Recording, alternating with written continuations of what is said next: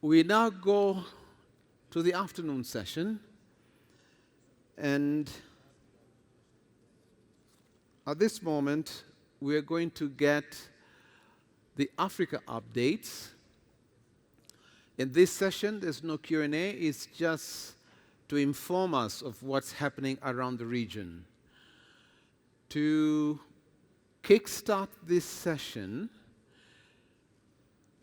it is important that we get the perspective of the African Union, plus some other ideas. And to say a few things about that, may I please call on Mr. Tefera Mekonnen.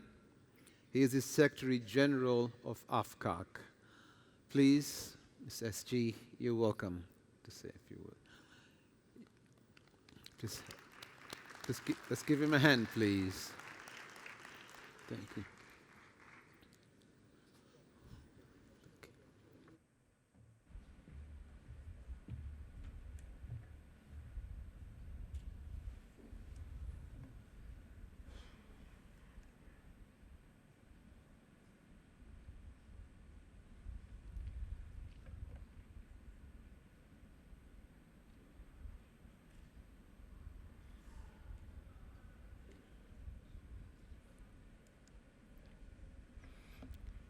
Good afternoon, all.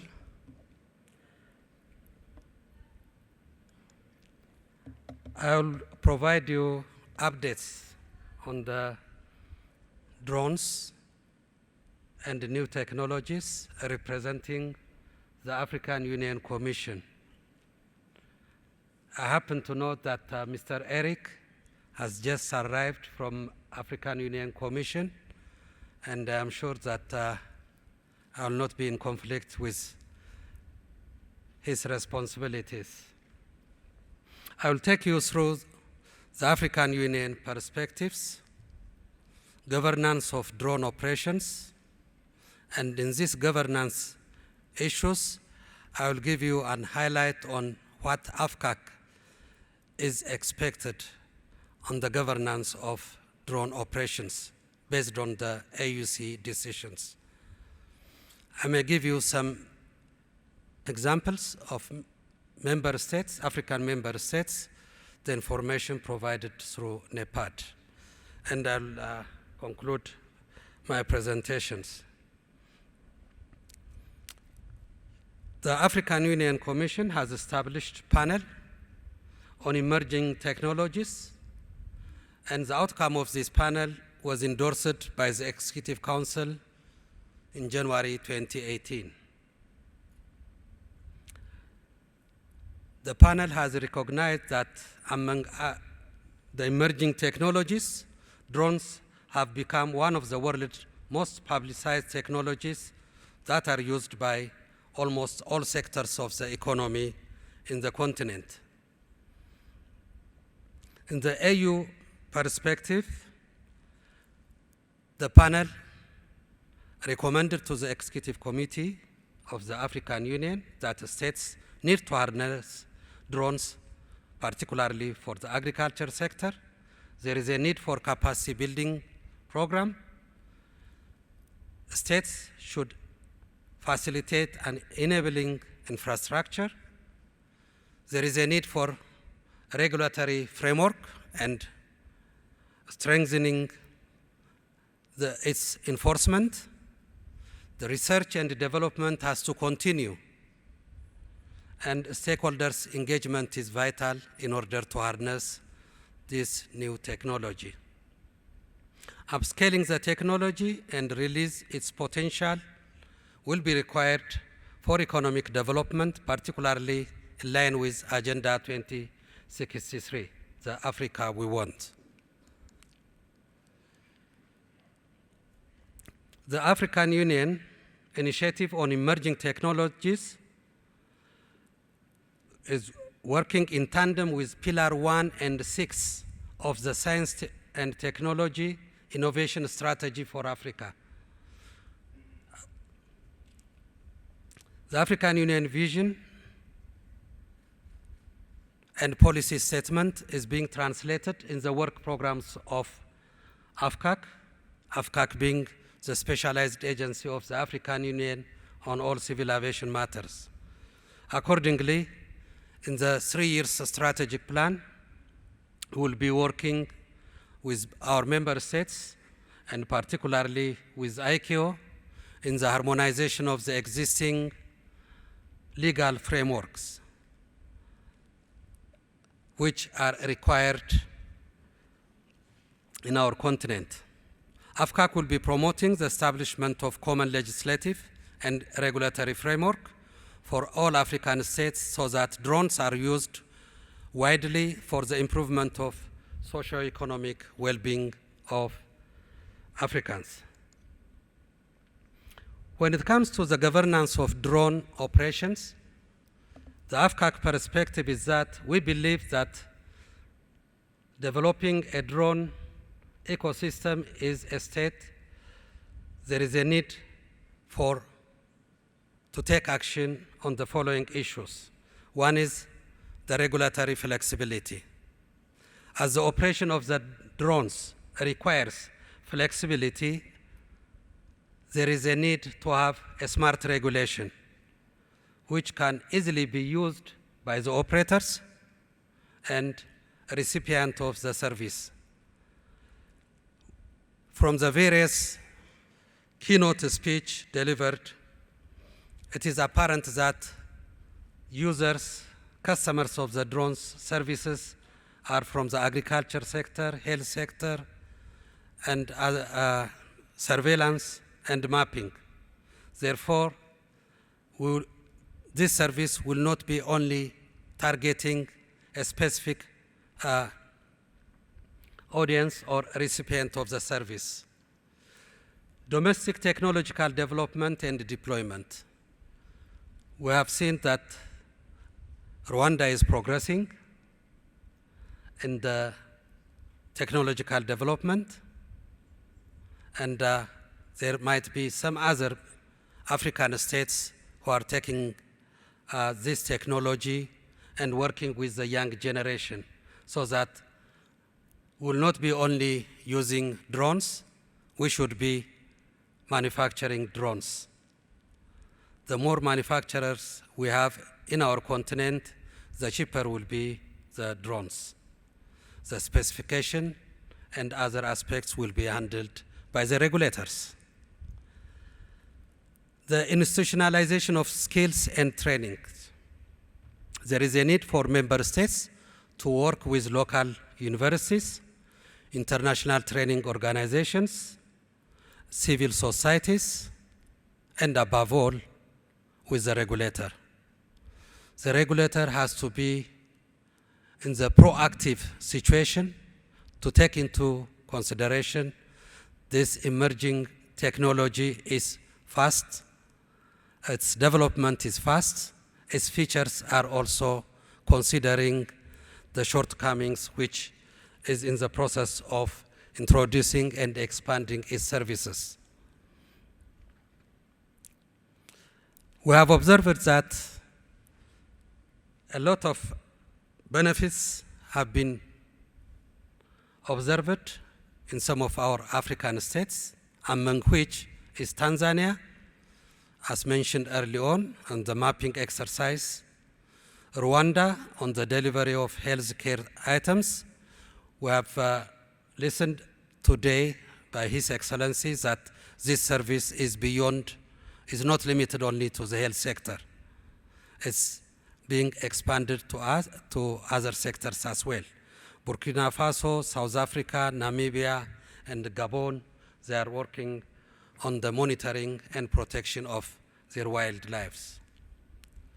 Mozambique is also using it for crop protection and farming. In conclusion, drone technology is expanding at the exponential scale in Africa, and agriculture is one of the top economic sectors where they are being used. Member states need to develop and enact flexible, I would like to give emphasis on this flexibility of the standard regulatory frameworks, which should ensure safety while encouraging innovation. I haven't mentioned the security aspect of it. I will leave it for your discussion. The introduction of drone, be it for private use or otherwise, will have a security concern which needs to be addressed as well. All stakeholders should be engaged in all aspects related to the development of drones technology so that the potential resistance which we may encounter will be well understood, and we should also address it systematically. There is a need to conduct public awareness and capacity building around drones, their utilization, and the application for civil service as distinguished from the military use. Working with ICAO is critical in sharing of best practices and also to address the concerns on the potential conflict within the controlled zone. There is a controlled air traffic management, which is manned, where if we are going to introduce unmanned operation in control zone, there is a need to work with ICAO, which is responsible and which is also in the proactive way to address this issue. There is a need to enhance national and regional collaborations. One of the issues the question raised was how to use drones across a border of a country. There is a need to establish regional collaborations. Networks and knowledge exchange to facilitate upscaling and use of drone technology is a must. It is a new technology with features of change frequently, therefore there is a need to have a networking. Among the network which we need is this forum. The next 3 days is expected that states, regulators, and prospective operators, manufacturers, they should benefit from this kind of forum. The other aspect of it, before I conclude, is that in 2 weeks' time, the Federal Aviation Authority of the USA and the government of Rwanda will be conducting a workshop on the operation and regulatory framework on the use of drones. I appeal to the Director Generals present here. Please make sure that the appropriate inspectors attend the workshop, which will start 17 February here in Rwanda. With this note, thank you.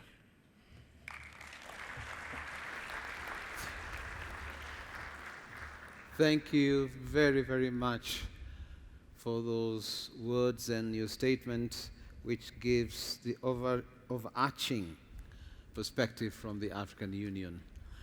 I now kindly call on Mr. David Manley. He's from Senegal. He's a policy analyst, Directorate of Science, Technology, and Innovation in the Office of the President.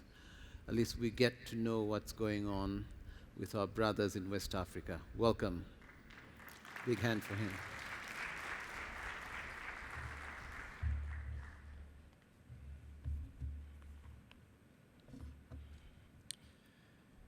Thank you very much for that wonderful introduction. David Manley from Sierra Leone, West Africa. It's always had standing to address an audience after they've had lunch, especially one as good as we just had. So I'll endeavor to keep my presentation very, very short. I bring you greetings from Sierra Leone, particularly from our Chief Innovation Officer, Dr. Moina David Senge. I will endeavor today to give a vision of Sierra Leone's drone program, the actions we've conducted so far, the plans that we have in the future. For me to do that, I'll take you back to take you further. In 1462, a Portuguese explorer, Pedro da Sintra, chanced upon a coast in the western side of Africa. He saw rolling hills that were covered by impassable forest, and this was all in the rainy season, so all of this was punctuated by heavy thunder. The crack of thunder that he heard made him think that they were the roars of lions. So he called this place Lion Mountain, Sierra Leone. Today, there are regions in Sierra Leone that are still impassable. Half the year, we also have rains. So these situations are still present. That is the reason why we came up with a vision for our drone program as a nation. The vision we have as the government of Sierra Leone is to build the ecosystem so that we will develop the human capital in the drone sector. That human capital will then be able to address issues of inequality, accessibility, and also issues that have to do with food security.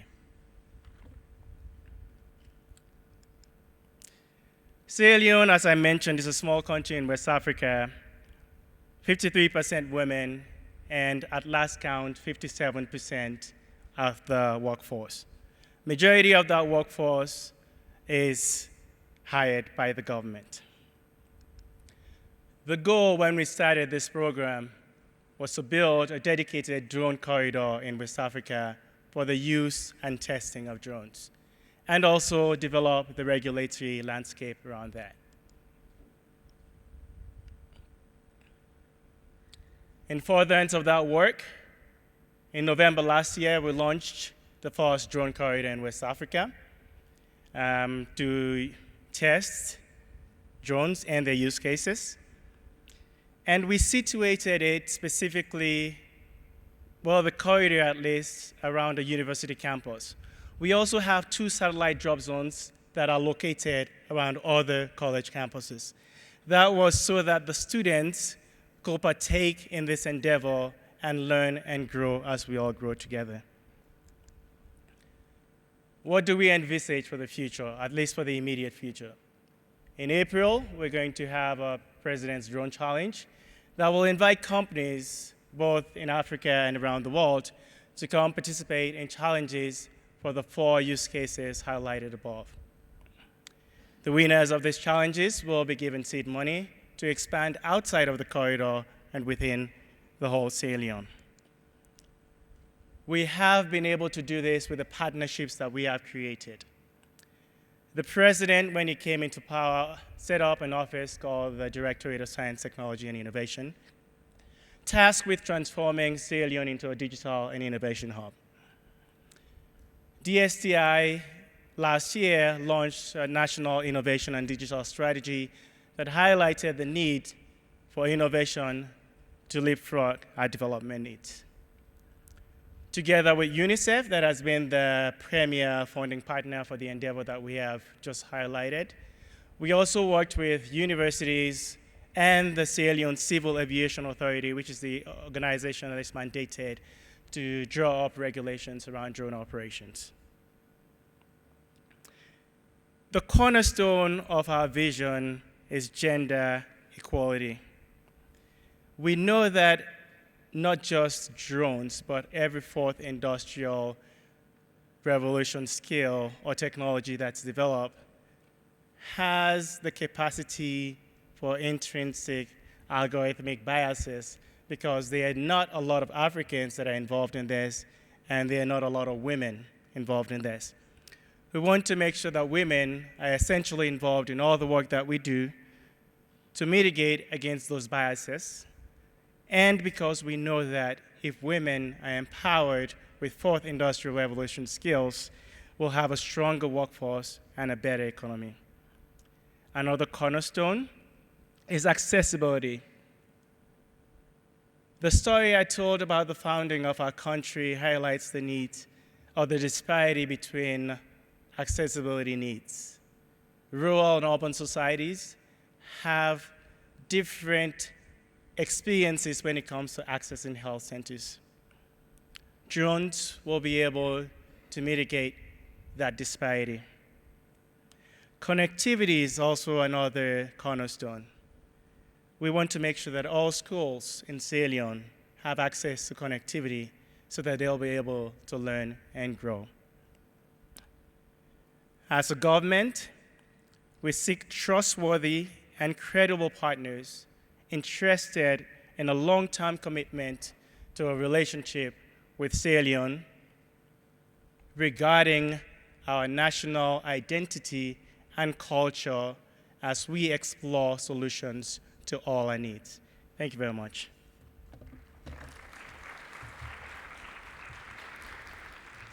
Thank you very, very much. That is inspiring to see how our colleagues, our brothers and sisters, are trying to use drones for social development.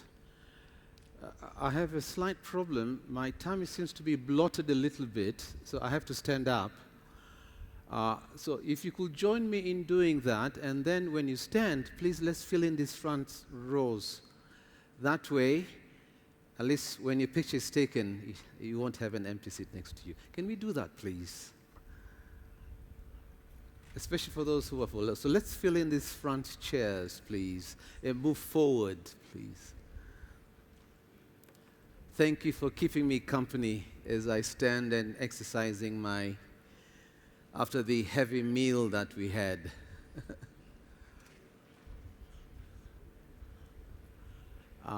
Wonderful. So fill in the red chairs as front forward as we can, please. Our students, you can also come in front. Yes. Thank you so much.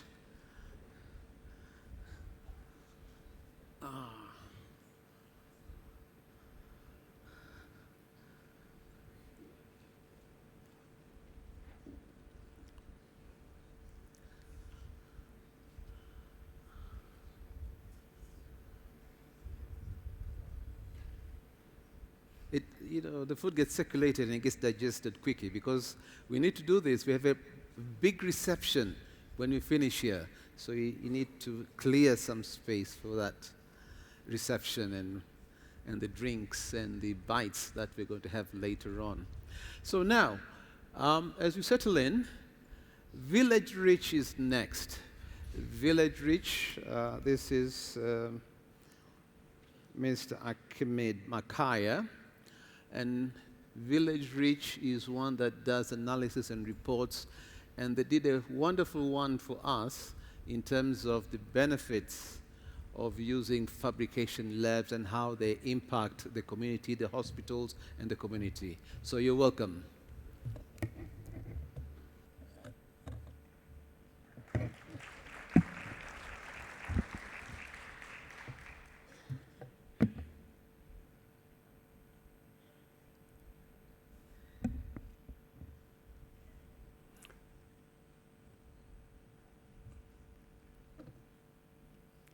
Good afternoon, everyone. So it's really a pleasure for me to join this African Drone Forum and share our experience in introducing drone into the supply chain of the health in Democratic Republic of Congo. So we can start with the context. The NexGen initiative started in Equator at 2015. Equator is one of 26 provinces in Democratic Republic of Congo. Then currently the initiative has scaled up to other provinces in DRC as Tanganyika, Olomami, Kwilu, and very soon we hope to go to Sankuru. So let me talk you with the Equator, because the Equator is one of the provinces that we have started this initiative. The provinces of the Equator is more particular because it is very large, 4 times the size of Rwanda, with the population which is more dispersed in the remote area, divided by Congo River, or the rivers and the dense forest. This combined with the poor infrastructure makes the distribution product in the Equator logistically more challenging. As a result, a health facility had high rate of stockout and the weak immunization coverage. So in response, the government, through the Ministry of the Health and VillageReach, started the NexGen initiative to improve the availability of the vaccine by making the direct delivery at the health facilities. However, this direct delivery have more risk in the same time for the quality of the product and also the human life. Added to this, the direct delivery have request more operation cost and the time to reach the remote area. Then that's why we believe that the bi-direction drone transportation could be more effective and costly efficient to improve the NexGen initiative. So what happened in Equator last year in the Democratic Republic of Congo?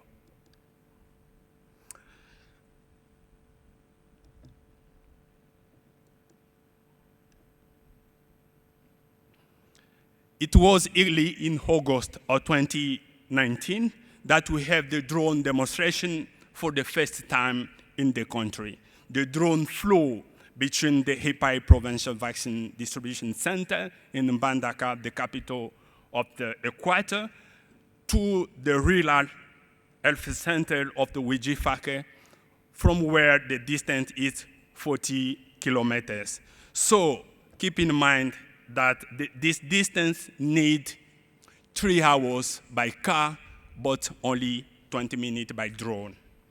During those 5 days of drone demonstration, 2 drones of Sopairo flew and landed in the Equator and Wijifake. So it was amazing. So what was the key result obtained during this first phase? As you see, we did 50 flights. It means 25 drone trip between Wijifake and Mbandaka.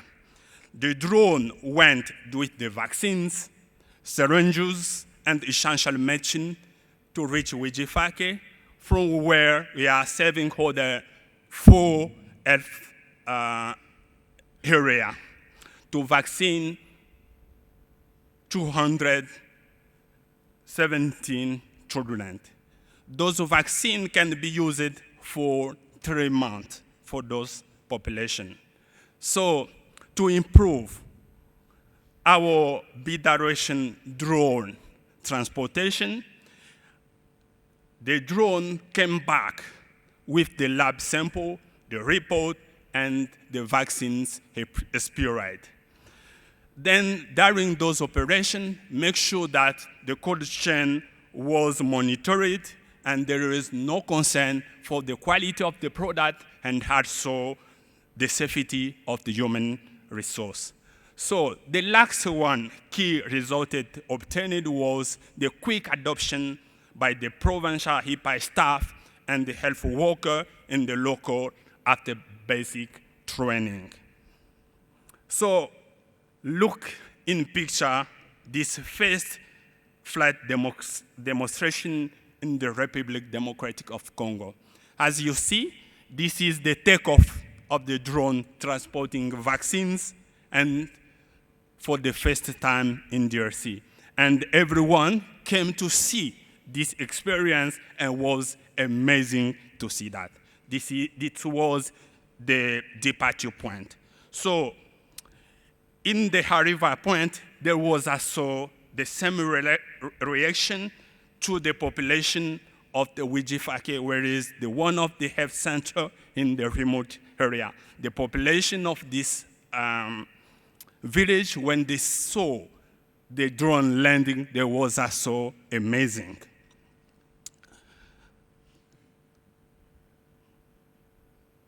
So here is, as we have seen above, an example of the quick adoption of the F worker. Then when the drone landed, themselves came and opened the drone, pick up the product without any assistance.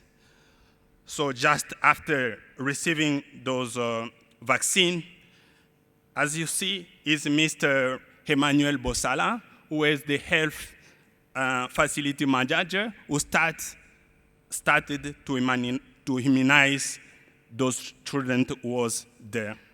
So what was our strategy to reach this success in the first phase of our project? So keep in mind that DRC previously had very limited experience on drone.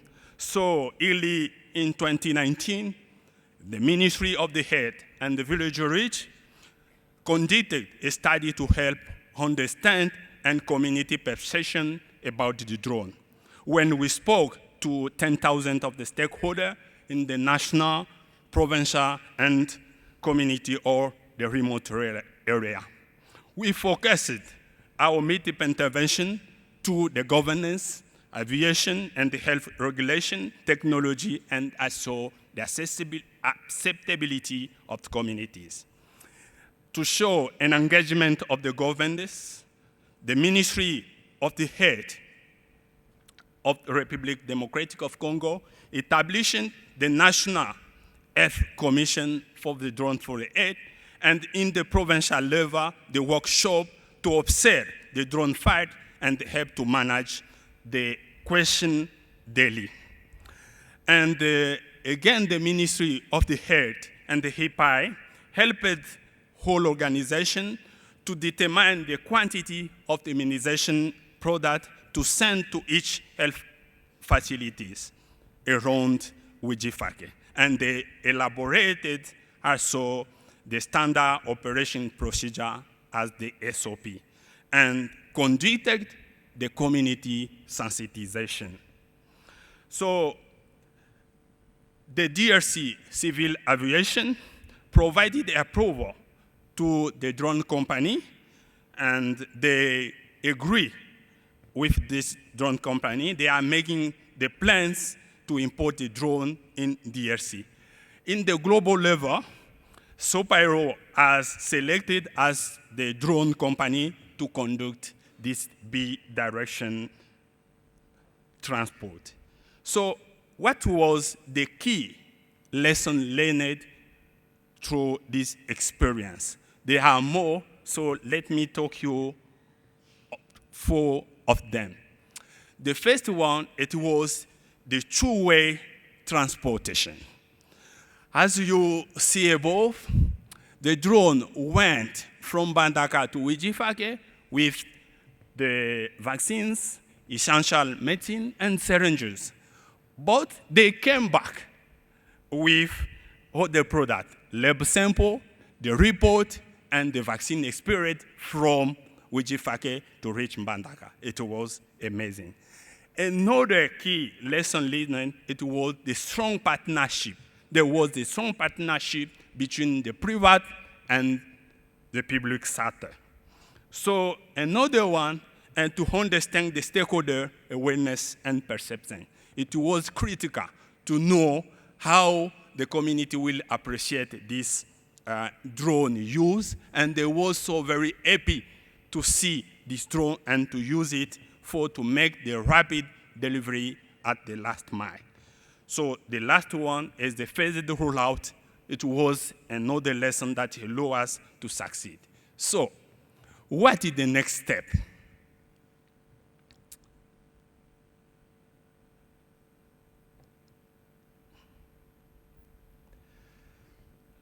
Okay. The Ministry of Democratic Republic of Congo is planning, with the collaboration of VillageReach, to start the second phase in implementing the direct delivery by drone very early of the March 2020. We aim to begin the routine delivery for the vaccine and other products in Equator. And as soon as it's possible, we are also ready to do an emergency delivery as needed. Another goal for this second phase is to build the capacity of local staff in the use of drone in the direct delivery, to conduct an impact evaluation, supply chain performance, and cost effectiveness, and also to build the strong partnership for sustainability. So as you see, when every one of us contribute to allow all of those activities, we can achieve our second phase and to help more life in Democratic Republic of Congo. So thank you very much for your attention.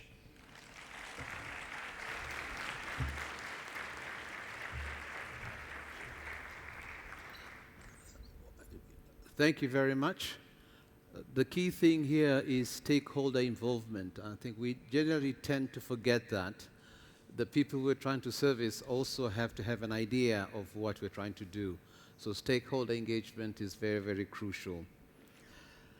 We now go to the next speaker, Mr. Antonio Beleza. He is the Deputy Director of the National Emergency Operations Center, the National Institute for Disaster Management. Please welcome. A big hand for him, please.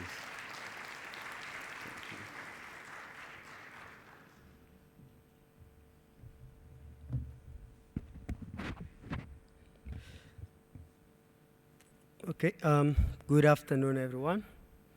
So, and I would like to firstly thank the organizers for inviting us to be here and to be part of this initiative. So, my presentation will be on the implementing drones for preparedness and response in Mozambique.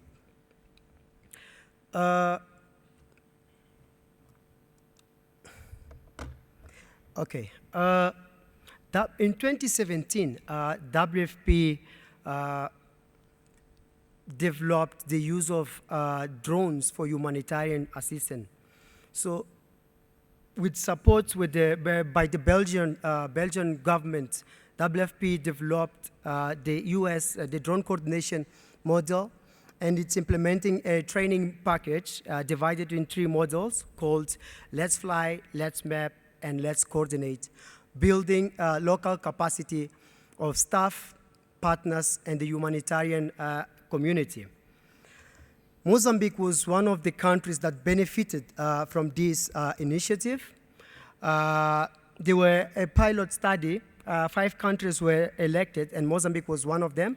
And in September 2018, we did our first training on the first module, which is the Let's Fly training, which is more focused on the use of drones, the getting to use to drones. I'm talking about fixed wings and multi-rotor drones. So part of our team deployed to Madagascar to join in this South-South collaboration, and we were trained there.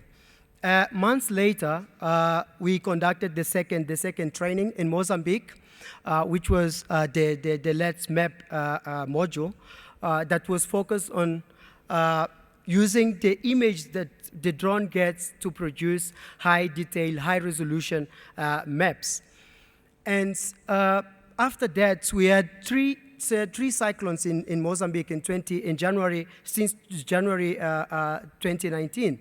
The tropical depression DESMOND, and then we have tropical cyclone Idai, and then the tropical cyclone Kenneth. So we went for the response, but I'll talk a bit later about this. Because of the amount of data that we gather from the field, and then we decided to do another training, which was called the Deep Machine Learning Training, focused on developing a artificial intelligence coefficient that could identify and detect building and count the totally and partially destroyed building. So we did that in June 2019. But before our rainy season started in 2019, in Mozambique, the rainy season starts in October and ends in April. Before it started, we decided to do this high-resolution drone mapping. So we conducted this high-resolution drone mapping in September in one of the major concerned rivers called LICUNGO River Basin in central Mozambique. But before we went there, we trained people on how to use EBX's drone, fixed-wing drones, so that we could get very high detailed information for the mapping that we were planning to do. Looking at the response side, the very first time that Mozambique, the government of Mozambique used drones officially was during the tropical depression DESMOND that hit the central part of Mozambique. So we deployed a small team that was tasked to tracking the flood waters and chart better evacuation centers. So that we could put these people, the affected people, into these evacuation centers.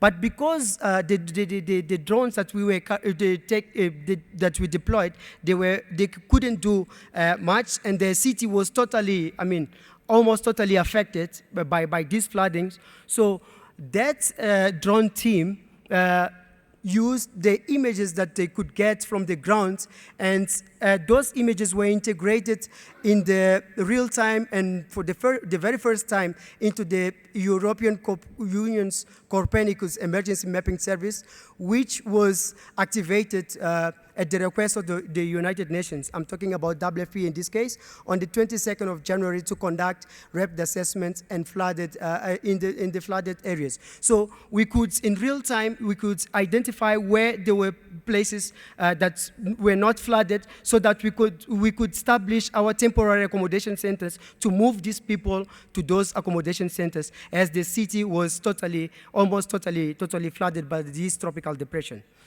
3 months later, we had 2 cyclones in Mozambique hitting the central and northern part of Mozambique.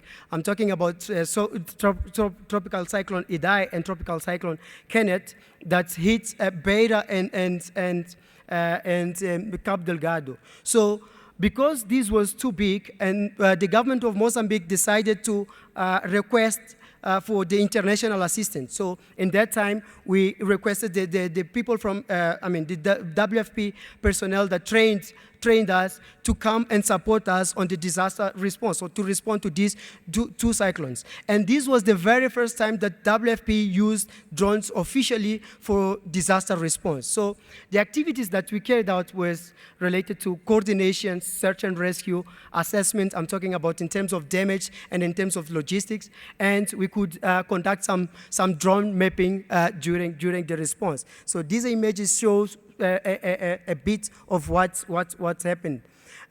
Looking to the outcomes that we could get from these 2 responses, we deployed for the tropical cyclone Idai, which was the impacts were much bigger than the Kenneth response. We deployed 16 drones. We could get more than 1 terabyte of raw data, and I'm talking about around 60,000 images that we had to process and bring real reliable information for real-time decision making. In terms of the tropical Kenneth response, because it was a localized disaster, we only deployed 7 drones, and we got 144 gigs of raw data that we process and use for the decision making. So this is some of the outcomes that we could get from these 2 responses.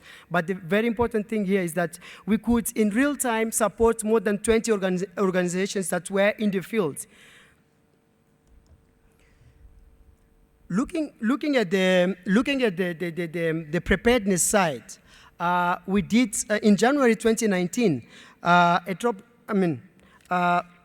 in September 2019, we conducted this large-scale drone mapping, producing high-resolution outputs. I'm talking about here I'm talking about the digital elevation models and orthomosaic that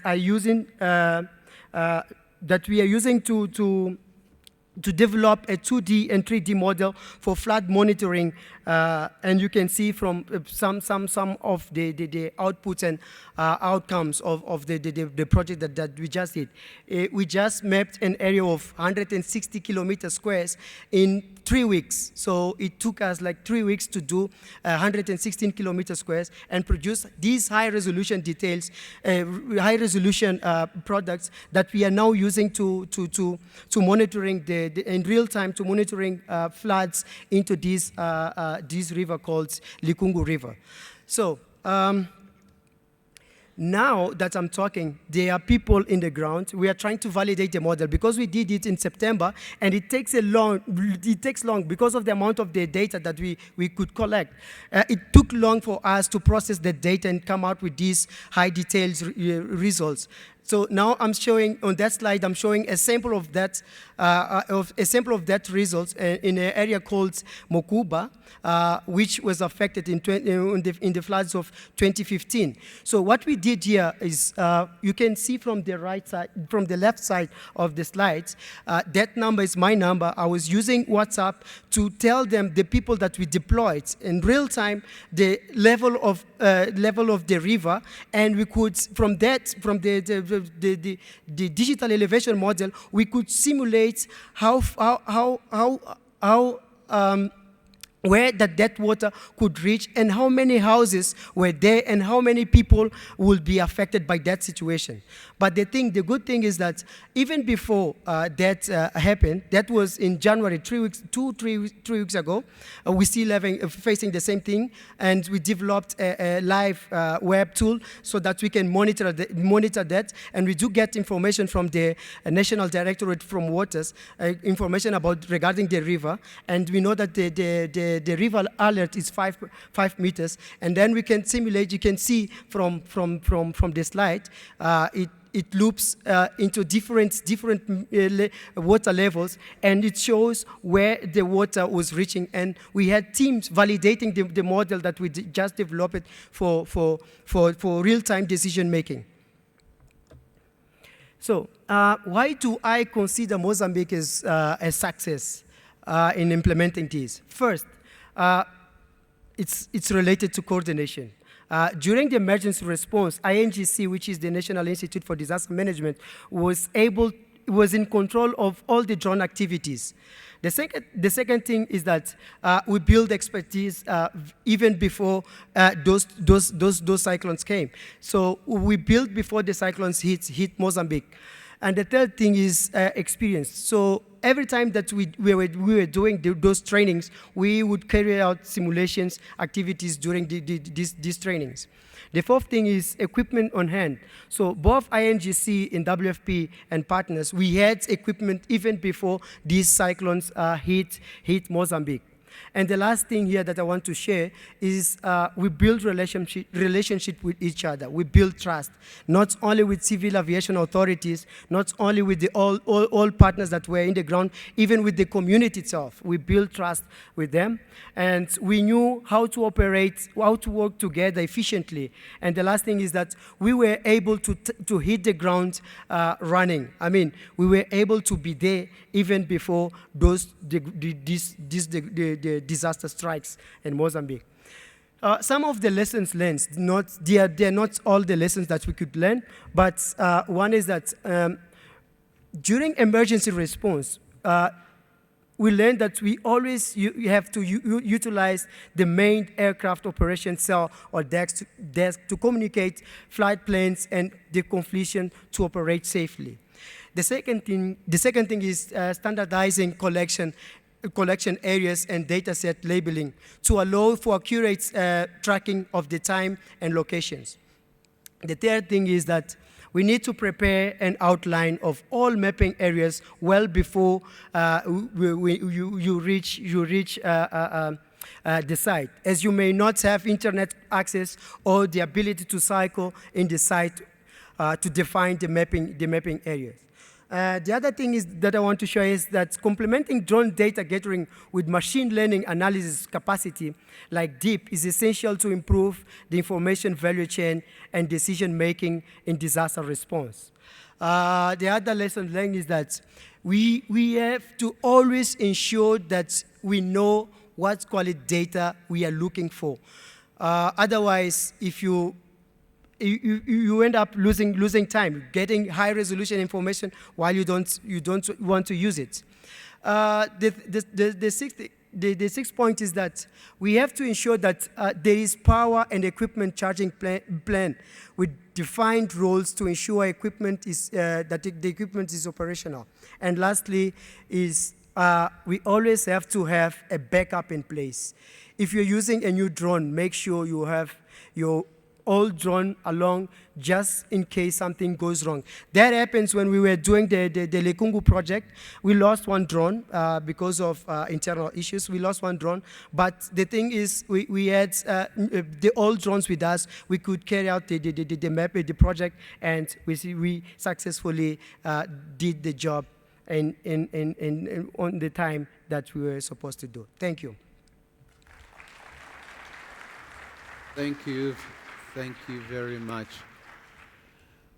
Before I call the next speaker, who is Madame Isabelle Umugwaneza, who is the Deputy Managing Director for Rwanda Airports Company, I was talking about mindset.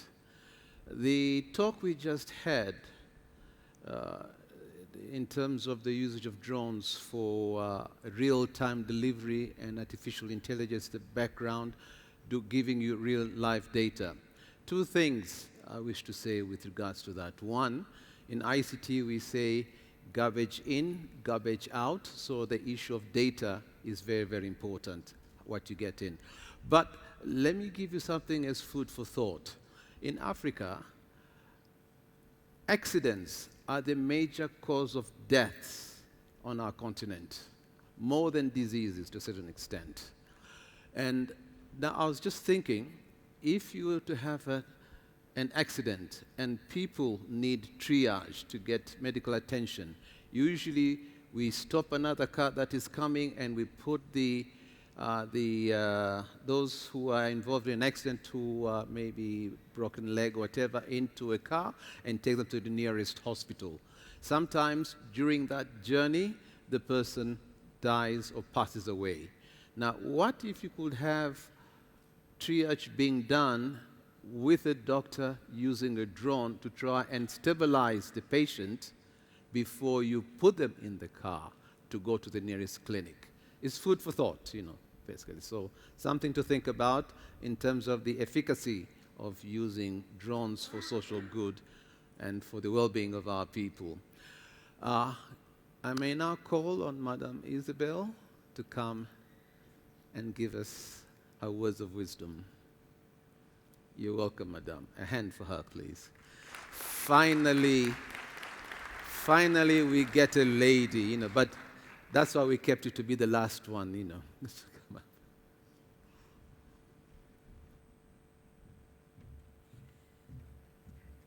Good afternoon, everyone. Thank you, George, for the very kind introduction. I cannot guarantee wisdom will come from this presentation, but I can guarantee it will be brief. And so I also apologize, although I may seem young, I'm not as ICT friendly as other young people, so I do not actually have any audiovisual behind me. So I hope that my facial expression suffices and the intonation of my voice. So I want to welcome you all again to Rwanda. It's very exciting for us to have you here to discuss the potential that drones can have in our society. Instead of going project by project what we've done in this country, I think that what could be more beneficial is to understand the narrative that drives our decision making and that drives our strategies. And before I dive into the strategies or the narrative, I'd like to tell you a story that I learned actually yesterday as we were going to Karongi. I was told that the oldest calculator in the world was discovered on the border of Rwanda and Congo. And it's actually called Ishango. And it was made out of a bone of a gorilla leg. And at first when I was told, being not very imaginative, I imagined an actual calculator made of bone and someone typing in one, but that's not actually what it looks like. So it's a long bone and there are lines drawn in it, and those lines are mathematical, I would say, formulas to remember how numbers add up or how to recognize prime numbers. And this calculator is 22,000 years old. So I'd like for us to digest this fact for a moment. A lot of conferences or lots of messages that come through is that Africa needs to innovate. And it sounds like this innovation is going to come from outside, from some other more advanced society. But actually, if we look at our history, Africans have been innovating all along.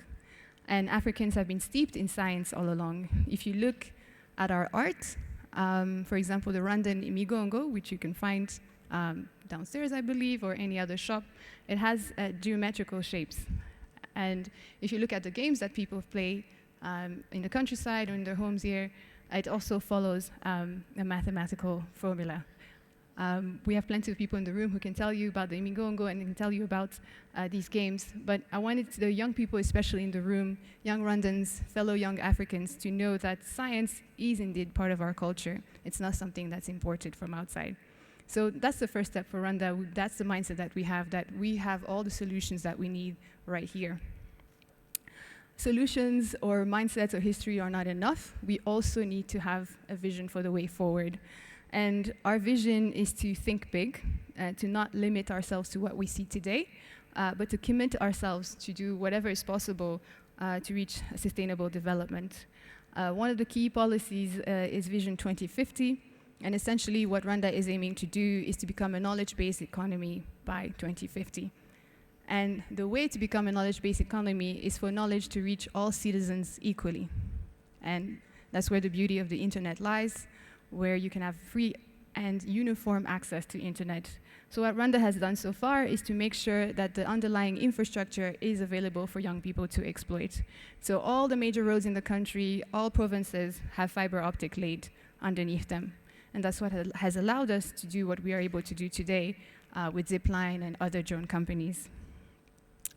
We also have targets for ourselves, which is to have broadband access for all by 2024, and also to have our population be digitally literate so that we don't only have the infrastructure or have the internet access, but people have the tools to be able to exploit this infrastructure. One last point that is critical to our national vision is for government services to be accessible to all. Our goal is to be able to have government services accessible 24 hours and 7 days out of the week. And that can only be done online because, again, human resources could be limited by time. One example of the government services that we offer is the license or activity permits that the CAA offers to drone operators. This allows us to receive a request from anywhere in the world and turn back to them within 48 hours or less if the request is a familiar one or someone already has a commercial license.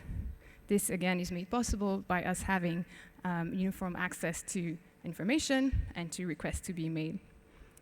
But for this system to be able to reach the goals of having a knowledge-based economy is for, obviously, our citizens to have knowledge and to have the skills to be able to create, again, equal opportunities and to be able to create jobs.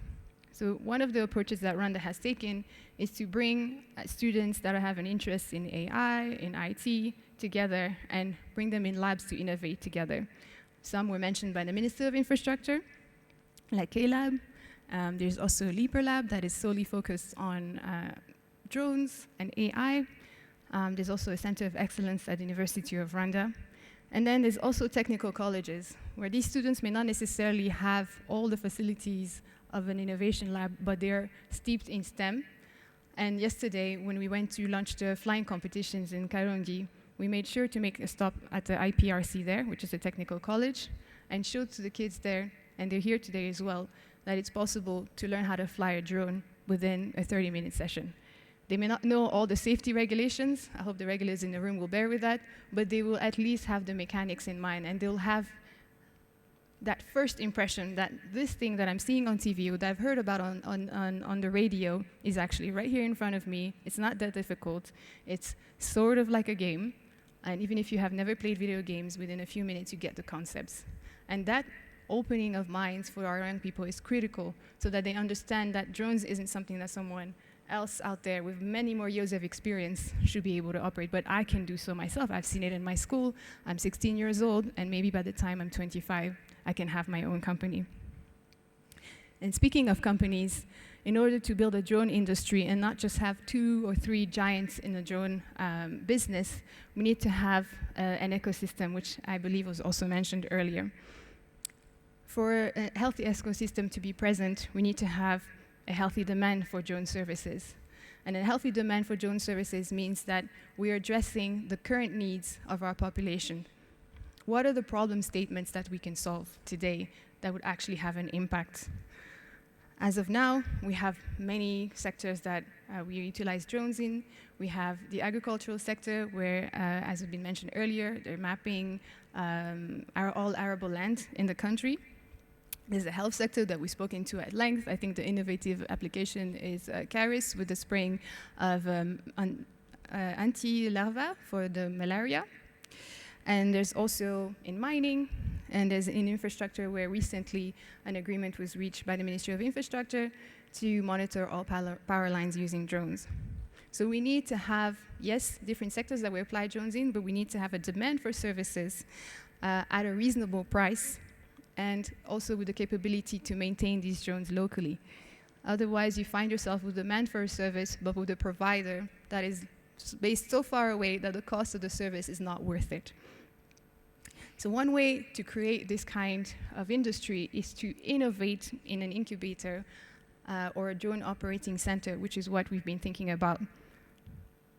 One way for this drone operating center to not just be an empty infrastructure that we just place there and invest a lot of money in for nothing to come out of is, again, to address problem statements that are actually urgent, but also make them small enough for us to test them in a short period of time.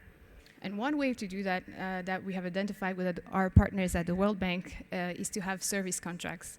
So the aim of the competitions that you see is to, yes, see some cool drones flying, yes, to empower people to see that it's possible to fly drones with a fuel cell, as we've seen, but also to see whether it's commercially viable to have a service with a particular ministry. So in Rwanda, we've come up with 3 use cases. We thought that we can work with the Ministry of Health to expedite the delivery of medical samples, and for the samples to be taken to a referral hospital so that the diagnosis comes faster, and then the request for medicine also comes faster. And also not just the fast rushing of blood or medicines, but also medical samples. Another case study that was brought to us by the Ministry of Agriculture is the monitoring of fish schools in Lake Kivu. So nicely collocated there, the teams that are going to be competing have a nice preparation to be able to then approach the Ministry of Agriculture to render that service. And we're not the first ones to do that. I believe there's other islands, or I think Beleza also has a similar use of drones. And the last case study is to see how drones can help map and identify areas that are prone to disasters, especially landslides. As you've seen, our topography is prone to that. So how can we use these drones to sample as much land as possible and identify which areas are more prone risk, and so we can put in place measures to mitigate it. This is all exciting for us, the operators, for us, the young people, to see these. Sorry, I also did not promise not to drop anything, but I hope this presentation is addressing some questions you have about Rwanda's journey. But looking beyond Rwanda, these initiatives or these visions cannot go much beyond a theory if we're not able to work with our neighbors and with the world. One milestone that was achieved, I would say, with this flying competition was a collaboration with DRC, which has a very active airport right in the vicinity of Karongi. And so we were able to bring our technical teams together to sit down and see how to safely deliver these flying competitions. And our teams, which I would like for us to give a round of applause for a moment.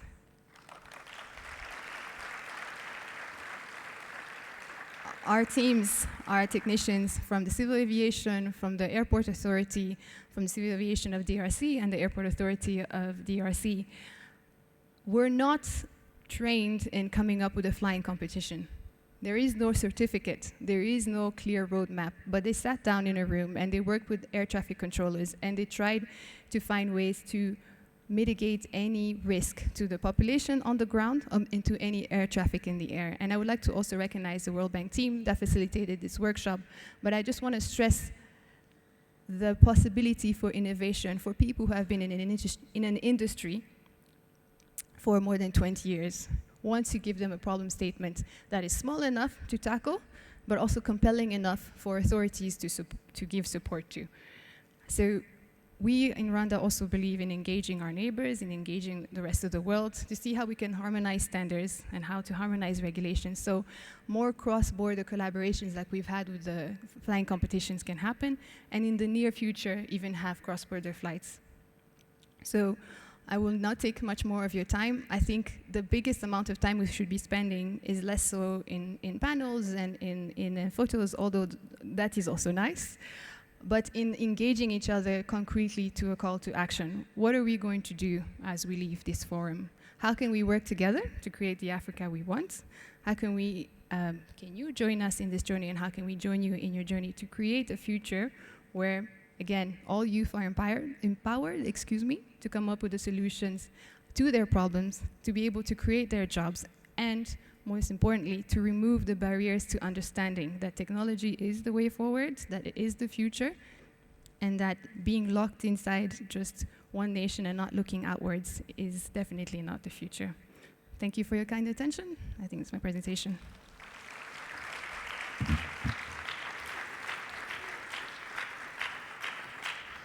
Come down.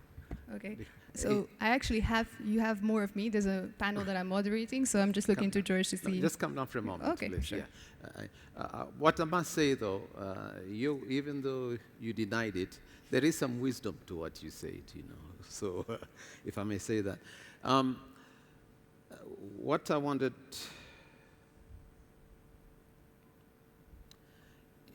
Now, the whole thing skipped my mind now. You see, that's the problem. When you praise the lady and then everything else disappears from your head. I know what I wanted to do. You know. Mr. Secretary General, can you please step forward for a moment, please? Yes. And Rosa, can you please, this is normally what we normally do, so we would like to offer you, thank you, Ron. Thank you, SG. Mr. David Manley, if you can please come up, and then Mr. Makaya, can you also step up, please?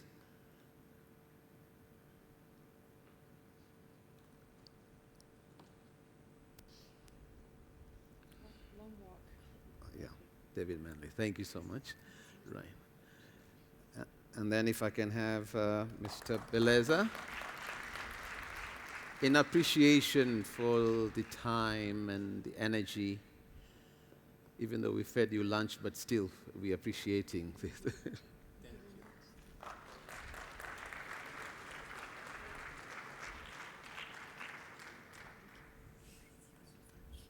Thank you so much and appreciate it. We're going to put you on hold, Miss Isabelle, for a moment.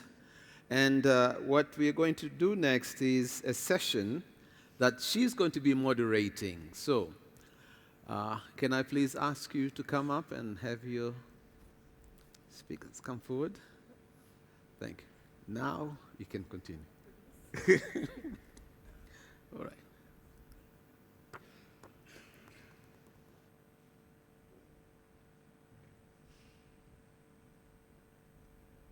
Thank you, George.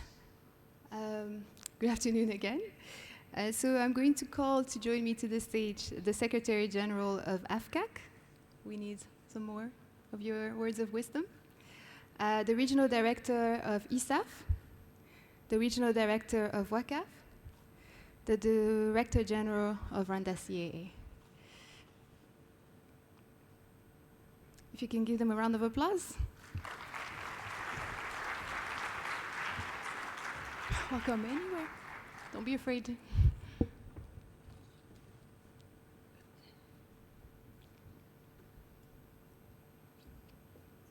Okay.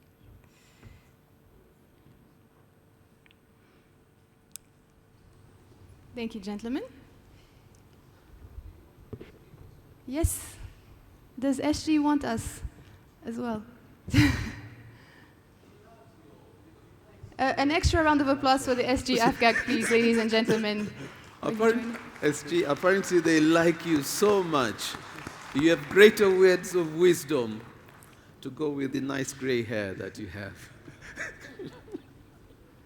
Okay.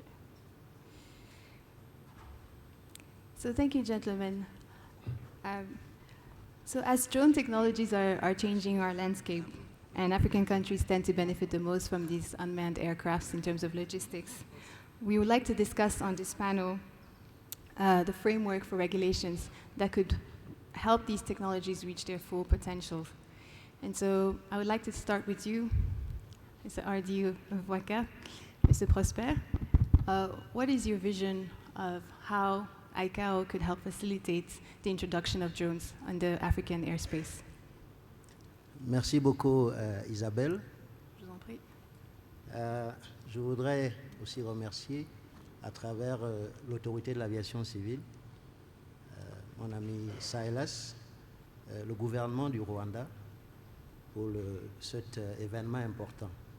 Et en même temps, à l'adresse de la Banque mondiale, remercier pour un partnership gagnant avec l'Organisation de l'aviation civile internationale que mon collègue et moi nous représentons en Afrique. Quelle est la vision? Je voulais d'abord faire une pique au secrétaire général de la CAFAC qui venait de me dire que son panel était le plus jeune. Et je lui souhaite la bienvenue à un panel de moins jeunes. Okay. Quelle est la situation? Il y a quelques années, le phénomène des avions télépilotés, ou des drones comme on les appelle génériquement, était perçu comme une menace ou un défi. Je crois que depuis hier et avec les discussions d'aujourd'hui, la question n'est plus de savoir si on a besoin de drones. Nous avons écouté lors du premier panel, nous avons vu les applications, nous avons besoin d'être en bonne santé, nous avons besoin de manger, nous avons besoin de paix, nous avons besoin d'échanger. Les sinistres, les catastrophes s'invitent dans notre vie, et on doit les gérer. Et nous voyons que les drones sont une réponse efficace. Et notre panel qui doit réfléchir à la manière de faciliter, de favoriser cette activité qui est multidisciplinaire et nous fait du bien. Comment le libérer, surtout en espace inférieur, parce que c'est le domaine où cela évolue.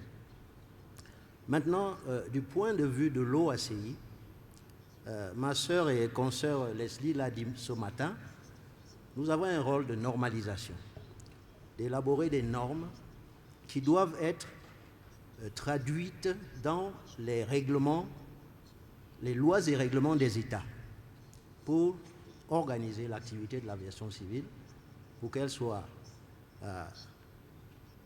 disons, se déroule en toute sécurité, qu'on ait la sûreté.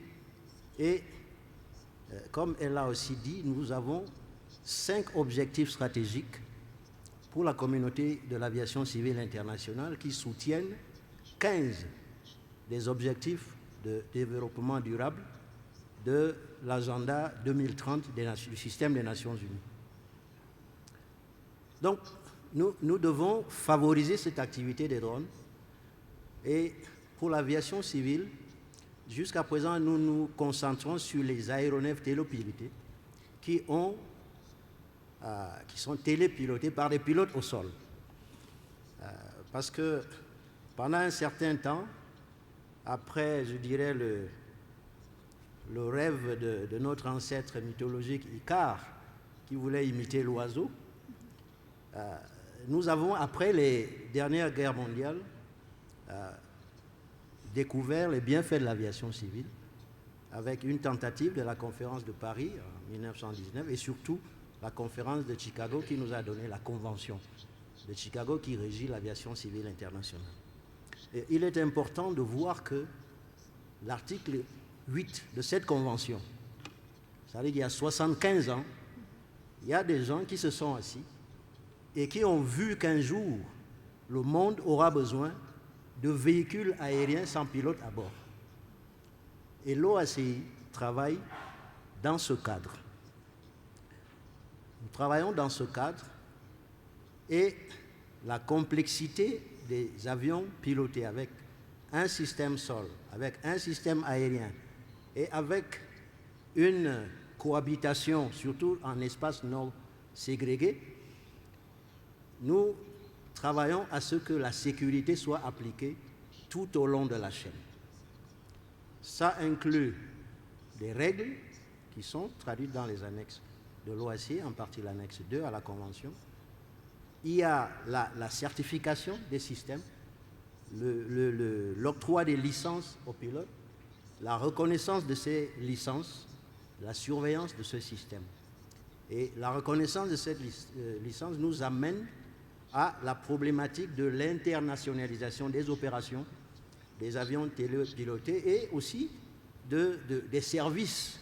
Il y avait une question de ce matin, c'est-à-dire est-ce qu'on peut rendre certains services au-delà des frontières nationales? Et l'OACI travaille sur ce domaine-là et c'est le rôle des normes.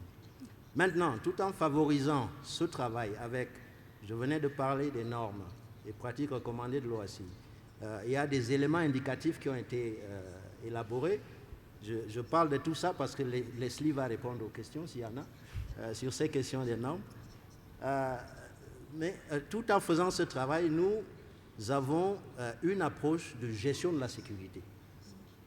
Et la gestion de la sécurité veut que un système intégré de sécurité inclut au niveau des États un programme national de sécurité et au niveau de l'industrie, y compris maintenant les opérateurs de drones, un système de gestion de la sécurité, de sorte qu'il y a une supervision et des opérations des drones, une supervision des opérateurs et au niveau des opérateurs, une gestion des risques de sécurité. Et ce faisant, il y a une problématique, c'est-à-dire qu'il faut un équilibre entre la protection, c'est-à-dire la réglementation, la législation, et puis la production, c'est-à-dire libérer l'activité, créer des conditions pour que l'activité apporte tous les bénéfices qui y sont attendus, y compris les opportunités d'affaires, comme nous l'avons dit. Donc, il faut trouver une balance à ce niveau. C'est un peu, je dis, notre approche en tant que OACI. Et parce que nous sommes sur le continent africain, je crois que c'est important de voir ce qui est en train de se passer ici au Rwanda. Mais c'est important partout en Afrique, parce qu'on n'a pas besoin d'avoir un pays qui a plus de 1000 collines, comme ici au Rwanda. Mais en Afrique, nous avons des déserts, nous avons des forêts très denses, nous avons des fleuves.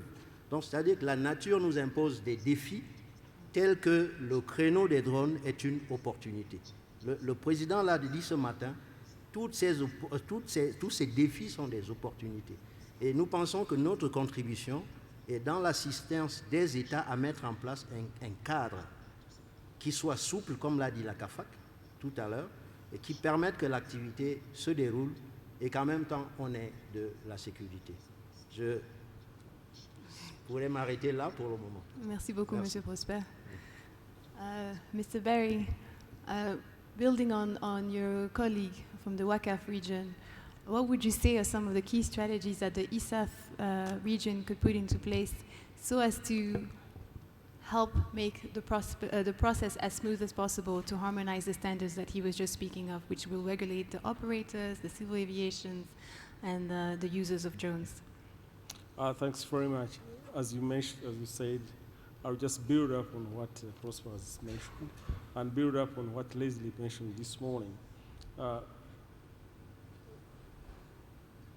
And not limited to ASAF region, but I want to talk on behalf of the developing world and Africa in particular. I think one of the key strategies we'd like to have is to look at the interregional cooperation. Building a framework where we are going to develop harmonized processes, harmonized policies, harmonized regulations, harmonizing and learning from our best practices is critical.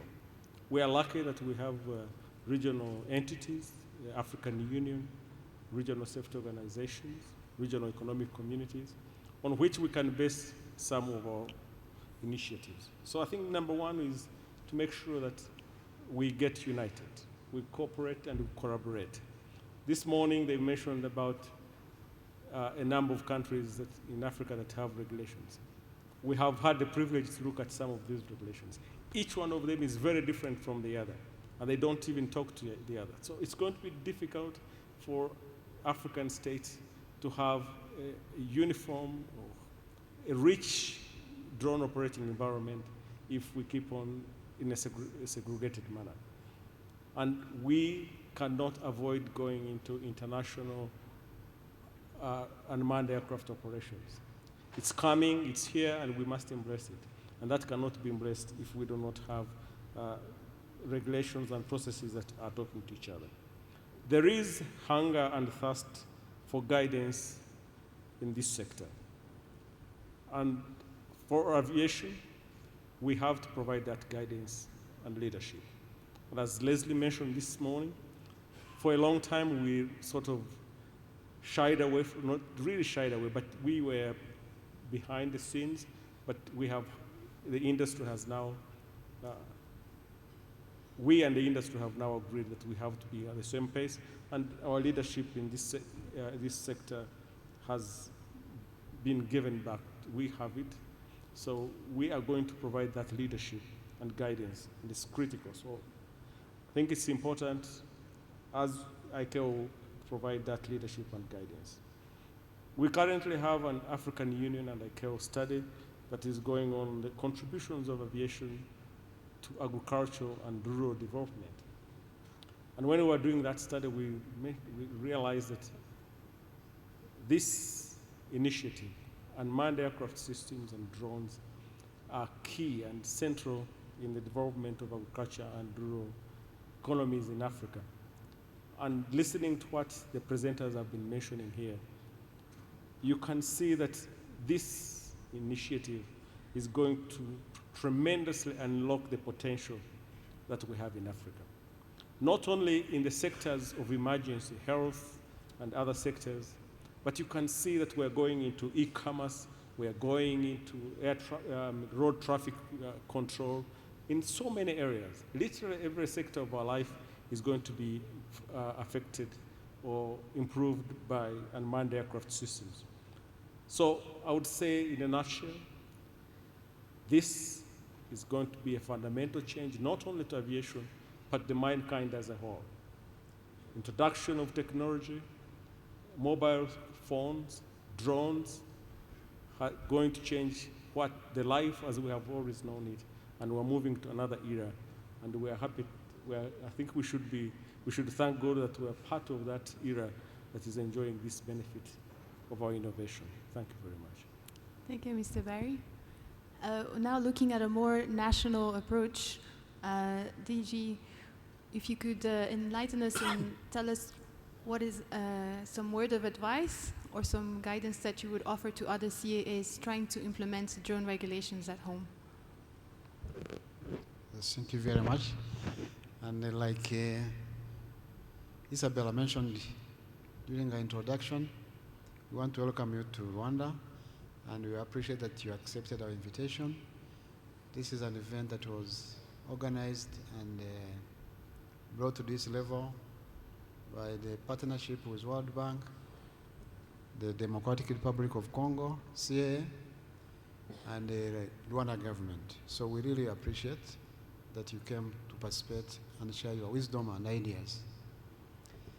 So what do we share with others is that ours was basically anchored on the fact that the government policy allows and supports innovation in all ways. But in this case, we happen to be dealing with unmanned aircraft.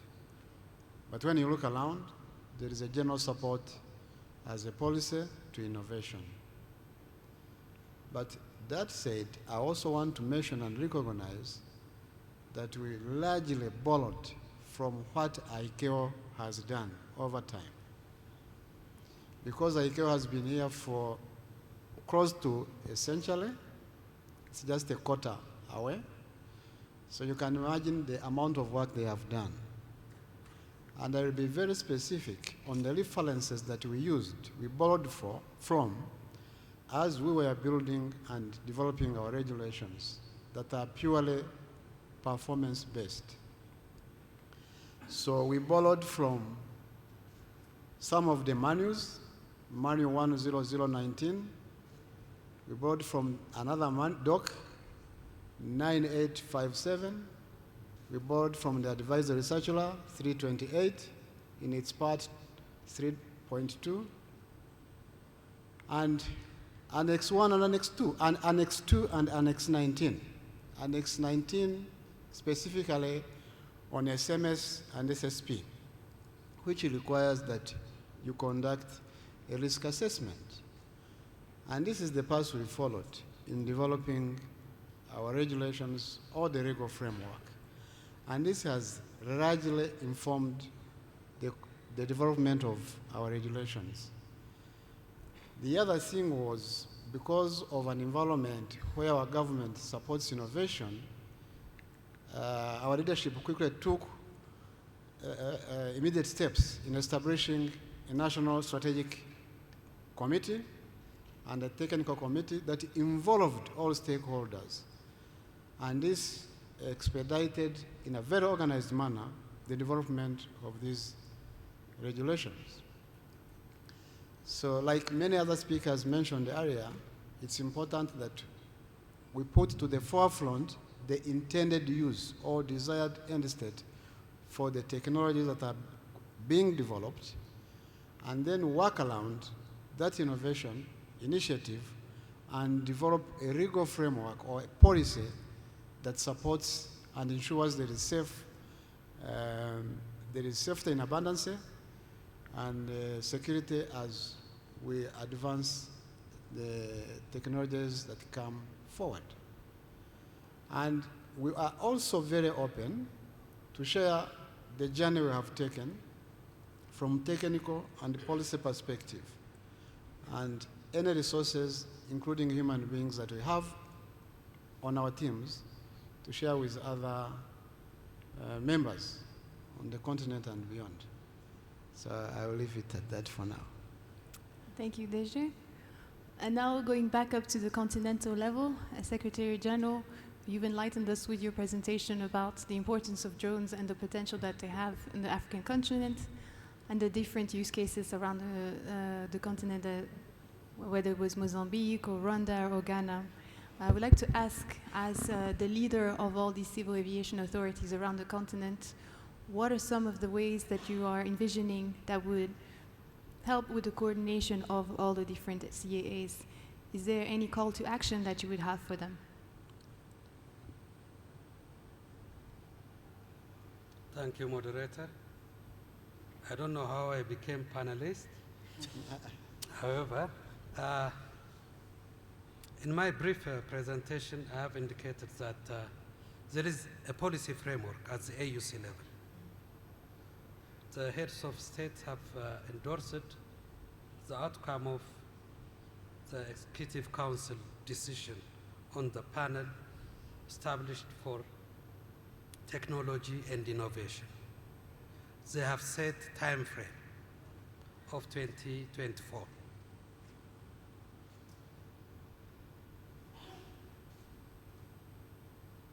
They have made a lot of resolutions which I have indicated. I don't want to repeat them, but we need to focus on having a flexible regulation, harmonized regulation in the continent, and to facilitate the working environment and operational requirement for drones so that the continent will benefit from the service arising from this innovative technology.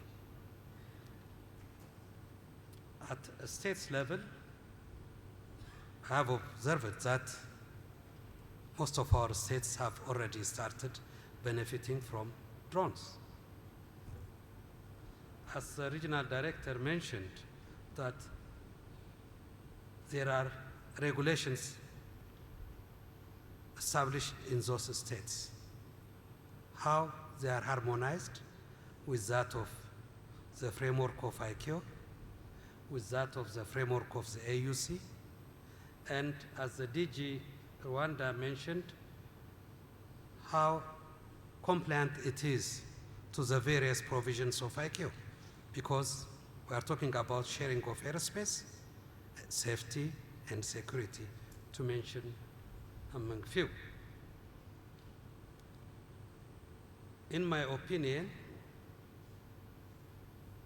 there is a need to establish coherence. There is a policy framework.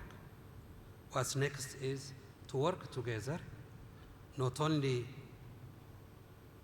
among the regulators, but by involving all stakeholders, beneficiaries, be it from the manufacturer or from the user's perspective. We need to have a coherence of policy framework, collaborating, and sharing of experiences. I would like to extend my appreciation to the government of Rwanda for establishing such a forum, which is the first of its kind. 3 of our member states have indicated that they are using drones for various purposes. There was no forum in the past to share experiences. There is a need for sustainability of such a forum, so that we'll share experiences. This technology is fast moving. We need to benefit from each other and also work with our policymaker, the AUC, standard and recommended practice developer, ICAO, and international partners to work with us in the harmonization of and establishment of a regulatory framework. Whether we like it or not, the services of drones will continue. Therefore, there is a need to cope up as regulators and also to collaborate with them. This is what I can envisage, what should be done in near future. Thank you. Thank you, Secretary General. At this point, if you allow, gentlemen, I would like to open it to contributions from the floor. As the Secretary General has mentioned, there is interest from other regulators in the room to have a continued dialogue on a regular basis, and this was emphasized by the 2 regional directors as well. I'd like to have the mics being brought in the room to representatives of the Civil Aviation Authority of DRC. I believe we have a contribution from the floor. If we can have a microphone brought to the front row.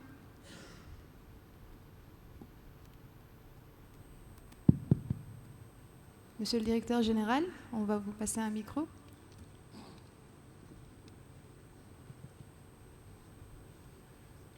Merci beaucoup pour m'avoir passé la parole. Je viens soutenir les panélistes dans leur multiples interventions. Je crois que la technologie des drones dont nous sommes en train d'observer les performances aujourd'hui à partir de Rwanda, c'est une technologie qui va nous apporter certainement un certain nombre d'avantages pour le peuple de nos différents pays surtout. Le Rwanda et la RDC qui expérimentent déjà qui fait déjà la première expérience en Afrique. Je crois que les réglementations vont nous aider à pouvoir assainir bien avant même que les drones commencent à proliférer au-dessus de nos États pour nous apporter effectivement des avantages multiples, que ce soit dans l'apport de bien-être aux populations riveraines déjà du lac Kivu par exemple, qui se trouve être les premiers terrains d'expérimentation.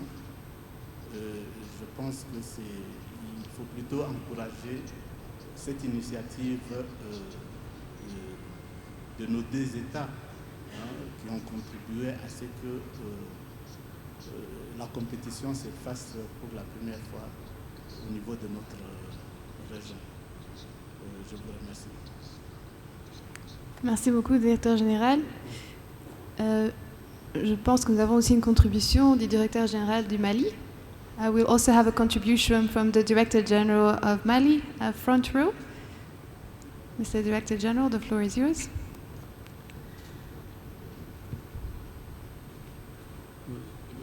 Merci bien, Madame.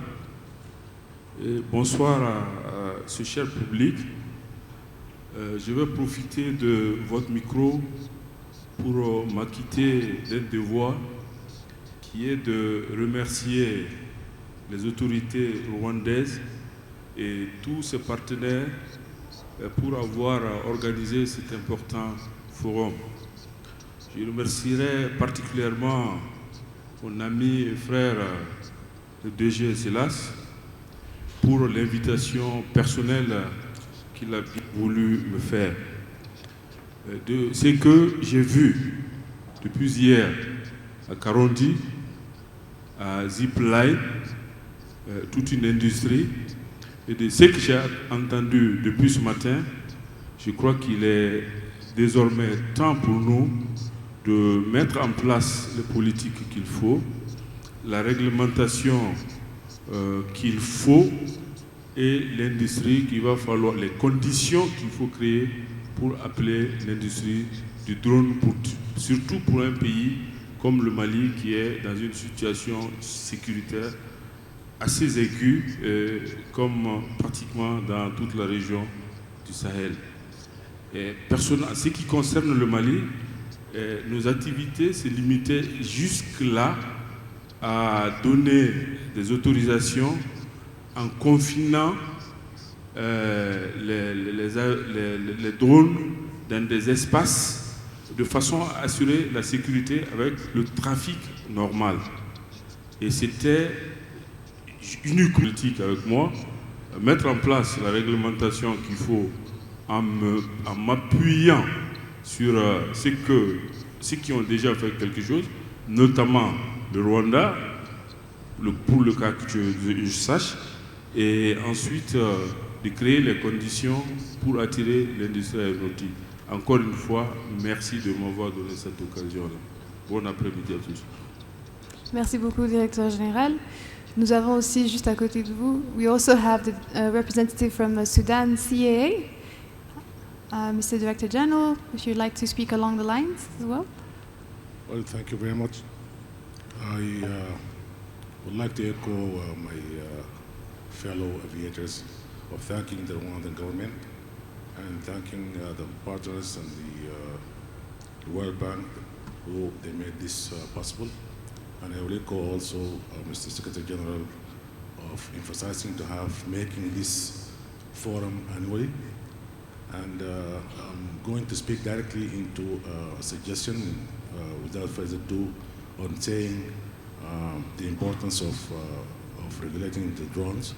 If we can suggest to have like the AFCAC initiative of having everybody rally on what the Rwandan have done as a base, and then work with the ICAO to establish these regulations and bring everybody into it rather than working individually. Thank you very much. Thank you very much, Director General. And I believe we have one more contribution from Sierra Leone representative.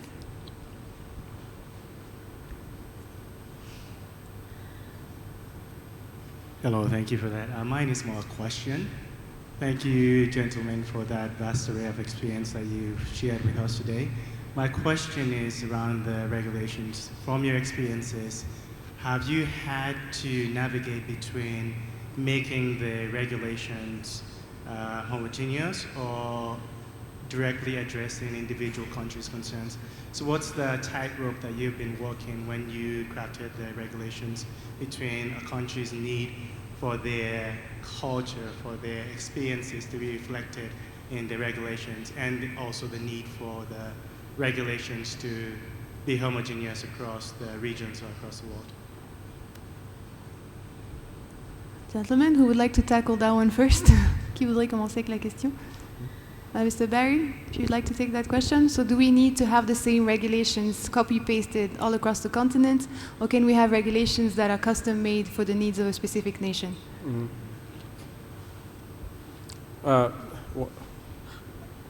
I'd asked you not to give me the hardest questions. Now you have given them to me. I think Leslie, I was discussing with Leslie this morning, and she reliably informed me that we now have the model regulations on which other states can build their or customize their regulations. So that should form the foundation. And that was lacking for a very long time. But now that we have these model regulations, I think it's a good basis for those states that don't have any, and for the states that have already developed them, to use it as a template of aligning what they have already developed to make sure that all the provisions are being reflected. That said, I think it would be important to listen to Cyrus, and he tells us how they have done it. As a live example, how did they develop theirs, and how it has worked in their end, because we are all looking at the same goal. Having harmonized provisions, taking into consideration the specific national stakeholders and data that they have, but making sure that it can allow inter-state or regional operations. Silas, maybe you could help us and give us the right example, maybe possible. Thank you. Thank you very much. Mr. Prosper, yes? Thank you very much.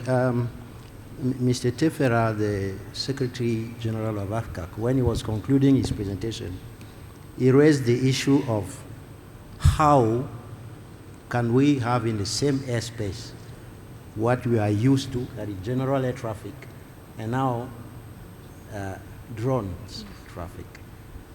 In the set of guidance materials produced by ICAO with the leadership of Leslie, we have in that particular area, we have recently issued the concept of air pass operations, which is very important. And we also have a framework for harmonized integration of what we call UTM, that is UAS traffic management, into ATM. I want to say you have this guidance material, and you also have SAPs, mainly standards, which are expected to be translated in state legislation, regulations. This is what my colleague Barry was calling, I would say, the common denominator. That is the minimum. Now, I want to build on the experience of Rwanda, which is a member of a regional safety organization, that is CASOA.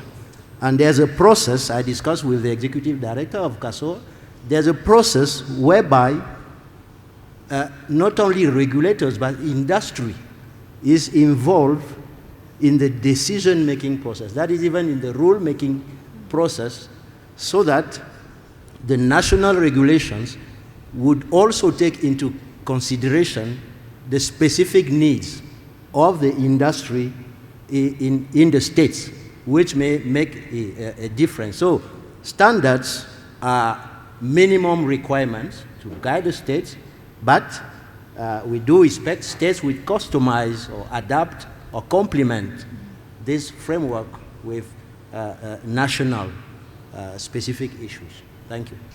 Thank you very much, Mr. Professor. I hope that answers your questions, that there is a minimum and then each country can then customize. I'd like to maybe open the floor for a few questions. And we have one contribution before these questions. Mr. Deja, you have a word to say? Do you want to say anything? You want to? Okay, perhaps we'll have a question. I think they wanted to get your feedback in terms of Rwanda's procedures and how we've been able to implement regulations at the level that we have today, or if you have any challenges that we tackled and what are the lessons learned. Well, thank you very much. Like I said earlier, the bedrock for the development of the regulation is there. We only need to the most critical thing is when you look back at your respective CAS, ask yourself one simple question. In your organization, do you have a drones department, unmanned aircraft systems department? If you do not, then you're not prepared to deal with it, to start with. That's what it means. Because you look at all those areas that we know, leg, org, regulations and others, if you want to integrate the regulations, then it must be reflected in all those areas. The second one is there must be acceptance, and acceptance at all levels. Public acceptance, private sector, and all structures of our states. The last one is we can't run away from harmonizing what we are doing, because end of it, we are a global entity that is governed by ICAO at the global level. And there must be some level of sanity that can only be achieved through harmonization. Thank you very much. Thank you, Deja. So I would like to challenge the room to ask any questions, any burning questions you have for all, basically, the major decision makers on the continent with regards to civil aviation. Does anyone have a question? Yeah, yes, there's one question there. And for the sake of time, as I hear George saying, we can maybe take 3 questions at a time, and then we'll head to the conclusion. We have one question there, the gentleman on the left-hand side. Yeah, good afternoon. Captain Craig Cleave from Ken Drone, Drone Training School in Kenya. Kenya published its first regulations in September 2017, and they were very quickly cancelled. And we're still waiting for the second round of regulations to come through almost 2.5 years later. One of the primary reasons for the cancellations were concerns over security.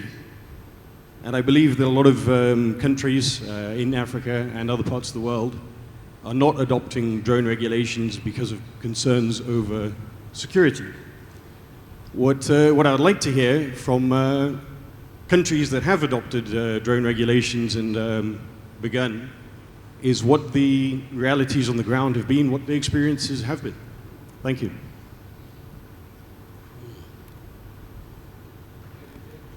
We answer it together? Right. A lady, yes.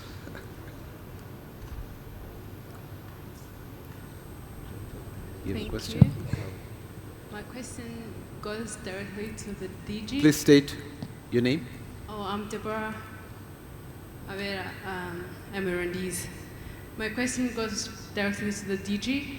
Among so many regulations put in place regarding drones in Rwanda, there are fees that are supposed to be paid by owners of the drones.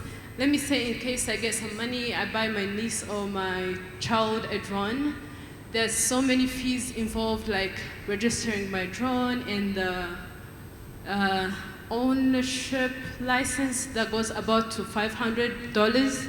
And every time I want to fly a drone, it could be in my neighborhood or somewhere else, I want to fly a drone, just maybe capturing pictures, I have to pay some money that is about $5, which seems to be quite high for regular citizens. So my question is, can you convince us on what you're based on to establish such a regulation? Thank you. Last question. Merci. C'est Rutaisire Muziga Jean Bosco. Safety and Quality Advisor de Caris. Ce forum nous apporte en plus à ce qui concerne la vulgarisation pour que les gens comprennent pourquoi l'activité des drones ne se développe pas. Je pense que le problème de sécurité, de la réglementation de sécurité ne devrait pas se poser, puisqu'il y a des normes qui sont standards. Mais je pense que le problème qui se pose, c'est le problème de sûreté, sécurité. Et c'est ça qui fait que les États, à mon avis, ne permettent pas le développement de l'activité du drone. Le Rwanda a traversé cela puisque je pense qu'il a un système aujourd'hui plus adéquat qui montre qu'il permet déjà de fonctionner, mais tout en gardant la sécurité. Je pense que ce qu'il faut pour les pays africains, puisqu'il s'agit du forum, African Drone Forum, devrait se mettre ensemble pour harmoniser les réglementations, pour éviter la perte du temps et la perte d'argent. Il est inconcevable que chaque pays se mette à côté pour élaborer un règlement qui doit amener à la même chose, la sécurité et la sûreté. Merci beaucoup. We have one more question. I'm told there was a young student at the back who had a question. If you can just get the mic, and that will be the last question of the day. Of this panel, sorry, not of the day.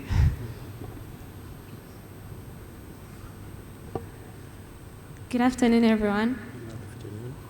My name is Davin. I am from Fawe Girls School. And my question goes to the Director General, Rwanda Civil Aviation Authority. What is the timeline that the drone is expected to be fully exploited by Rwandans? I mean, the time that a doctor will say, I'm expecting this blood transfusion from here and here, or that a farmer will say, I'm receiving this and this from this place. Yes, and the other thing, I just wanted to call upon us all stakeholders to involve more of the youth in all that we are doing, because even though we carry them at the early stages and we continue working with them up to the harvest stage, then when they reach this stage, it will be such an amazing generation. Yes, thank you so much, and my question, I await an answer. Thank you. So, we've heard the young student, and we heard you, Davin. So we'll give priority to the young person. So we'll start with her question. Director General, what is the timeline, and how are we involving the youth? Thank you very much. We have already seen this happen in Rwanda, and I will tell you, today we have recorded 2.2 million flights in miles in Rwanda by a company called Zipline doing blood delivery. Today we have recorded 56,000 deliveries of emergencies. So doctors are receiving these deliveries in real time. So it's happening, but we need to do even more than that. And there is all that is required being put in place to have it happen. I won't be able to put a day, time, date on the exact time we are going to be having it large scale. But we have started, and the trend is not bad. Thank you, Director General. I will put it to the two regional directors. Someone asked for an insight about regulations being repealed in Kenya and how to address security concerns in nations that want to implement drone regulations. So, Mr. Barry, it's or Mr. Prosper. Mr. Prosper, s'il vous plaît. Yes. I will cover the issue of security versus safety. In fact, the ICAO guidance covers both aspects. Because it's what we are doing currently with the general air traffic, that is with manned aircraft, should apply also. So when I mention all ICAO annexes, it includes Annex 17, which covers security. So it's both. It depends on the concept of the operation. It depends on the type of airspace. Is it a reserve airspace? Is it a common airspace? So all these aspects are taken into consideration. Thank you. Thank you. I wanted to say, maybe to answer his question, we could wait for Friday is a very appropriate day to discuss this. I think Sanjeev, I don't know whether he's here, Astro Aviation, he's got that concern in his presentation. And it's something that we need to discuss. We could also discuss it on the sidelines because it's a long topic. It's very sensitive. The good news I can give you is that we are coming now towards the tail end of the approval of the regulations in Kenya. The Parliament should be approving them very soon. But it was also a very important step to take because you need to have, as Cyrus said, you must have all the stakeholders on board. Otherwise, if you miss out one, then you have challenges. But sorry for the delay. It was a necessary delay to ensure that you don't encounter challenges in the future. Thank you very much. Okay. Thank you very much. I just want to note the presence of the CASOA representative in the room. I don't know if you had anything you wanted to add to this discussion. If we could just have a mic, please. Can you have a mic here? He's doing rolling fingers. We are not going to run away from this, Emil. Can you have the mic? Just say a few words. Thank you very much. Some of the discussions that you're having today, during my presentation and the discussion we have on Friday, we'll touch on that. At CASOA now, we've noticed a few things, also regarding what happened in Kenya. And so, with approval from our board, we've now decided for future rulemaking processes to bring the stakeholders and the regulators from the very beginning as we're creating the draft at CASOA. So during my discussion and presentation on Friday, we'll get more into a lot of those things. Thank you, Moderator. Thank you very much. And I think we had one final question about cost, but for the DG. Honestly speaking, I wish if we could charge more than that. For two reasons. For the systems that we have applied and deployed, the money we get from you guys is not an inch anywhere what we spend. We have got a number of platforms that are helping us, so every time we allow a drone to fly a given route, we have platforms that do route assessment, that do risk assessment, that look at met patterns, and so many other things. And we have got a department, full-time, 24 hours, that support you guys. And for example, that is an online system where you apply. This is a software, this is a program that has got to be maintained, that has got administrators, that has got people that learn it day and night. And there are other platforms that we use to make sure that the service we give you does not infringe on safety and security. So there are those things that we require that we charge on cost recovery basis. As you go along, as we open up wider, the cost may be higher, but as numbers grow in volumes, the cost may go low. So we don't want to give a free service. It's not a very good incentive. We encourage you to pay for the service you consume. Thank you very much. Thank you, DG. If we can, yes, we can clap for paying for the service that we receive, but also in future initiatives, there may be areas where there could be hobbyists. So you don't necessarily need to buy a drone for your child. Maybe you can come someplace where there's drones that can be flown in a safe condition, where this provider will have applied for all the necessary clearances so that it doesn't befall each citizen. At this stage, I think George is showing me that we have run out of time. I thank you all for your kind attention. I think just to recap, unless the Secretary General, if you have any final points or you would like to add to any of the discussions, I'd like to close on the panel. I think one of the key points that we've discussed is that the basics are there. There are standards from ICAO. There are lessons to be learned from countries that have implemented the regulations. There needs to be further engagement, and we've heard from the representatives of several CAAs that a platform like this African Drone Forum is needed on an annual basis so that we can accelerate the progress in implementing drone regulations in different countries. So all that is left is a mindset. Acceptance has been touched on. We all need to be able to have a dialogue with one another to address our limitations honestly, and we'll all be able to see a lot more drones in our airspace in the near future. So join me, ladies and gentlemen, in thanking our panel for their insightful comments. Thank you. Thank you. Thank you very much. If I can ask, aside from the SG, can we ask the rest? SG, you are allowed to come down. The rest of you, please wait a moment. Rosa, please do the necessary. And then while she's doing that, there we go.